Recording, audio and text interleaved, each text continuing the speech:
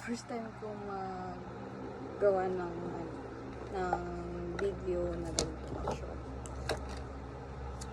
So, yung gagawin kong video today is yung about sa Marc Jacobs tote bag ko. So, ito yung Marc Jacobs first Marc Jacobs tote bag ko. This is not an original Marc Jacobs. Mirror copy. Ayun. Mirror copy yung terms nila dito sa kagayang-kagaya. Actually, kagayang-kagaya talaga siya. Kung hindi ka marunong tumingin or kung hindi ka familiar sa original na Marc Jacobs, so, hindi mo mahahalata na fake siya. Yung material is actually mukha talagang parehas. If makikita mo siya ng ganyan lang, nang hindi mo siya mahahawakan, hindi mo siya mai-inspect, hindi mo talaga malalaman na hindi siya yung original na Marc Jacobs na tote bag. The tote bag. Marc Jacobs, the tote bag. Ayan. Ito yung mirror copy ko, which is actually okay naman. Okay naman. The size, pares lang sila. Actually, ng size. This size is called mini. Mini before. Ngayon, alam ko nagbago yung sizing nila ngayon. So, pero this one is the mini. The mini tote bag ng Marc Jacobs. So, ito yung mirror copy ko.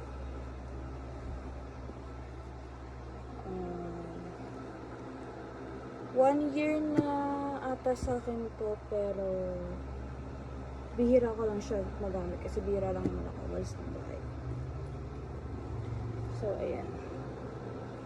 Ayan siya. Tingnan nyo mabuti. Yung original na Marc Jacobs na ganitong kulay, hindi sila actually talaga parehas. Hindi sila magkaparehas ng kulay. Yung brown ni Marc Jacobs na original is called argan oil. Argan oil yun. Mas darker siya dito, I think. Alam ko mas darker siya dito. And then yung color ng stamp niya is hindi siya ganyan. Ayan, hindi siya ganyan. Tapos, yung handle niya, kung mapapansin mo, ayan. Hindi siya yung masyadong, alam mo yung pagka-curve niya, hindi ganun ka-consistent. But this is YKK zip. Pero, magkaiba pa rin compared dun sa original. And then, sa likod niya, ayan. Parehas sila nung sa original. Ganyan din yung nakastamp sa likod niya, sa back part.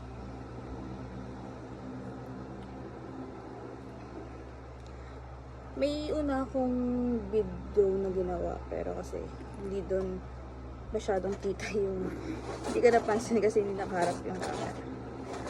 So,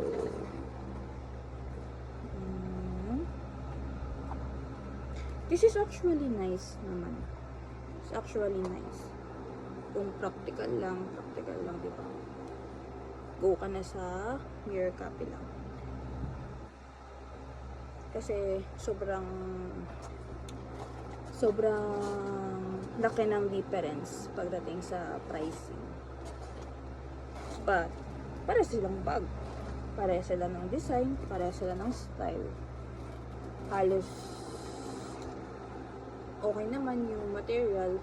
Kasi yung napansin ko lang, ito kasi yung amoy niya, yung smell niya, smell rubberized. Smell rubberized. Hindi siya smell leather. Oh, Titi. Pag sanay ka talaga sa mga leather material na bag, yun, madali mo siyang mahalata. Maski sa loob, mas amoy ano siya, rubberized. And then, napansin ko lang dito, yung makapal kasi yung ano niya, unlike dun sa original. Actually, kaka-purchase ko lang yung original. Kaya ngayon ko lang din napansin yung differences nila. Ito yung strap niya. Ayan. Yung strap niya. Mas makapal din to compared dun sa original. And then, hindi ko kasi ma-feel yung hindi ko ma-feel na leather siya. Ever since I got this one, hindi ko na-feel na leather siya. Sanay kasi naman na talaga ako sa leather. Ayan. Tapos, yung ano nito, yung anong tawag dito? Anong tawag dito? Yung nakalimutan ko talaga. Hindi siya ganun ka-consistent. Ayan. Hindi siya ganun ka-consistent. Hindi ganun kaganda yung ginamit na sorry, nakalimutan ko talaga. Nakalimutan ko. Rubber seal. Hindi ganun ka-consistent yung rubber seal niya. Ano siya, may mga bump yung pagkakalagay ng rubber seal niya. Tapos mahalata mo sa hardware. Yung hardware nito is magaan. Unlike dun sa original na much heavier siya talaga. Tapos dun sa original nito, ang naka-engrave is may the Marc Jacobs. This one is Marc Jacobs lang. Tapos ito, mas siya, lighter. Mas lighter yung pagka-coated ng gold niya. Unlike dun sa original na mas darker. Pag pinagtabi mo, mahalata mo talaga.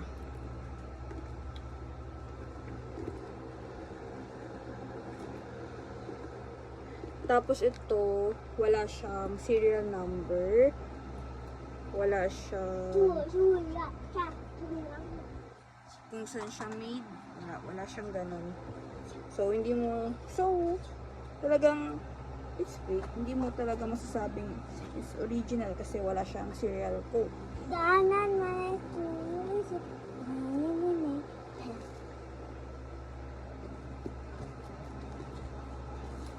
Pero yung ganito niya sa original, halos pareha sila. Tapos yung sa pagka-consistent ng zipper niya, smooth talaga siya. Parang yung original na smooth din talaga siya. So, maganda yung pagkakaano nila. Pagkakakopya nila dun sa original. So, dun naman tayo sa original. Ito. I actually prefer the argan oil color. Ayan. Mahilig kasi ako sa brown. Kaya, yung argan oil talaga yung first option ko. Kaso, nahirapan ako maghanap ng may on hand. Kaya, I actually decided to have this color cement of the tote bag ni Marc Jacobs. So, iyon, hindi ko pa siya na-unbox mo siya kanina pagdating niya. Pero hindi ko pa talaga natatanggal. Na-unpack. So, ito yung kanyang tag. Ayan. Nakalagay dito yung style number, yung color, which is cement. Ayan, meron siyang ang tawag dito. So, yung kanyang stamp dito, mapapansin mo. Compare dun sa mirror copy. Ito, matte finish siya. Matte finish. Ayan. Matte finish po siya dyan. Tapos, pati sa likod. Ayan. Matte finish siya. Unlike dito sa ating mirror copy. Ayan. May pagka-glossy kasi siya. Ayan. Glossy yung pagkaka-stamp ng pagkaka-finish ng stamp. Dito rin. Glossy siya. Hindi siya matte. And then, ano pa ba? Ito yung dito sa ano, What? sa handle. Makapansin niya yung handle niya. Tayo talaga siya. Kumbaga, sturdy. Sturdy talaga yung pagkaka-finish ng kanyang handle. Matigas din siya, unlike dun sa mirror copy na malambot. Ayan o. Ayan siya. Pansin nyo, hindi siya ganun ka. Basta, mapapansin mo naman. O, diba? Bumababa siya. Hindi consistent yung handle niya. Tapos, malambot. Unlike dito. Ayan. Unlike dito, ayan siya. O, diba? Saka makapal. So, dun pa lang, makikita mo na. Mahalata mo na. And then, si Marc Jacobs is consistent yung pagka-double stitching. Double stitching niya. Tapos, yung zipper nito is YKK.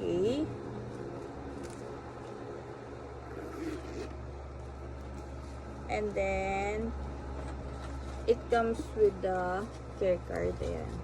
It comes with the care card. Marc Jacobs.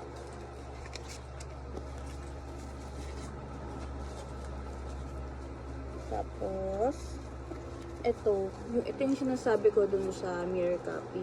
Ito kasi talagang, yan. Sanay kasi ako sa leather talaga. So, ito talagang, yan. Ano kasi, may pagkaano sa strap. Talaga.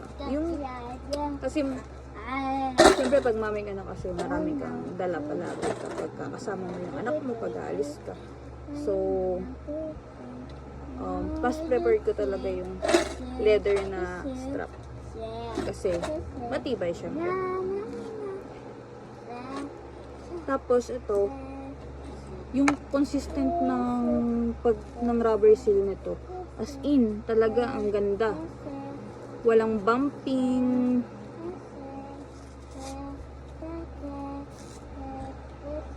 Tapos, ayun, yung sinasabi ko kanina, ayan, the Marc Jacobs yung kanyang engraved. Hindi Marc Jacobs lang. Tapos, mas makapal siya talaga. Hindi pala parang, mas makapal siya. Kung titingnan mo sila, wait lang ah.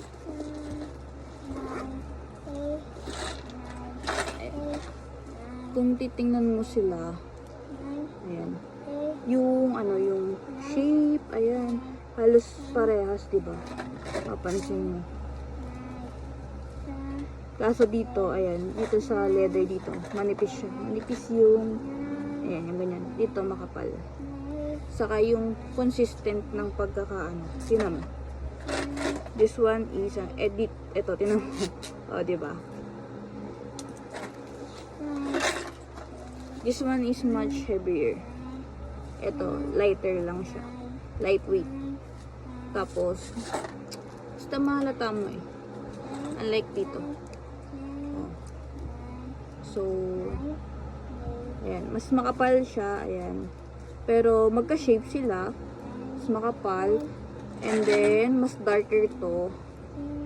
Ito, mapusyaw. Pagka-dark cool to.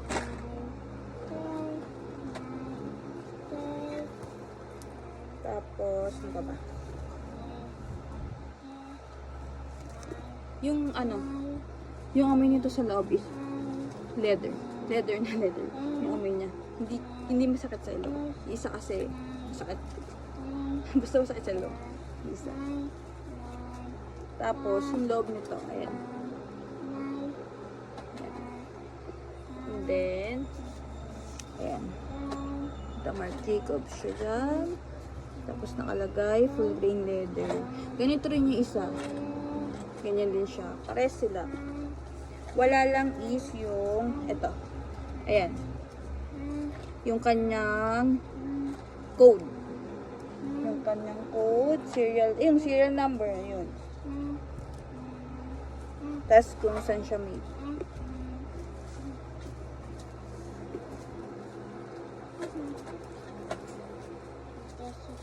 I actually don't know kung paano ako naging, ano, alam mo yung, I know when the bag is real and when the bag is fake. Hindi ko alam talaga. Siguro kasi dahil, diba, adik ako sa bag, ganun. Ayan. Tapos meron siyang yung silica gel. Ayan. Allows most of my bags na original. Ganyan yung, ano ng silica gel nila. Hindi tinipid. Kasi yung mga fake, yung silica gel nila, ano lang, as in, ilang grams lang. Ayan. Ganyan. Tapos ganyan siya. Ayan. Ganyan yung niya silica gel na. Tapos, itong fake is comes with the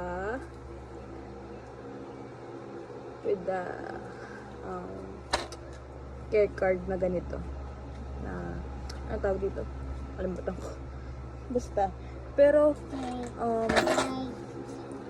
good catch na rin to. Good catch na rin to. I-practical ka. Good catch to. Senior copy ni Marc Jacobs. This is really cheaper. A lot cheaper than this original one. So, yun. If hindi ka kagaya ko na always looking for an original bag, yun, you better get this one. So, ayun lang. Ayan, hindi ko pa siya feel tanggalin. Thank you for watching.